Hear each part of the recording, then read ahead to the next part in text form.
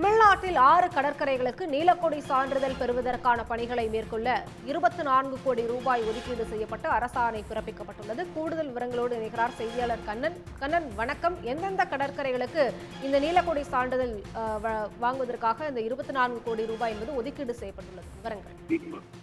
நிச்சயமாக தமிழகத்தில் உள்ள பல்வேறு கடற்கரைகளுக்கு நீலக்கொடி சான்றிதழ் பெறுவதற்கான நடவடிக்கைகளை தமிழ்நாடு அரசானது மேற்கொண்டு வருகிறது.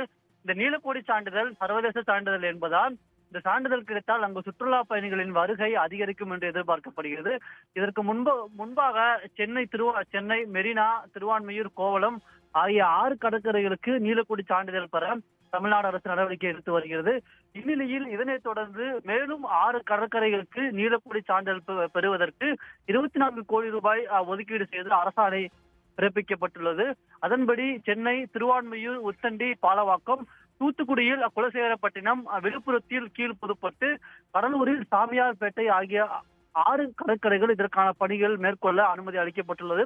ஒரு கடற்கரைக்கு 4 கோடி வீதம் மொத்தம் 24 கோடி ரூபாய் ஒதுக்கீடு செய்து தமிழ்நாடு அரசு அரசாணை பிறப்பித்துள்ளது.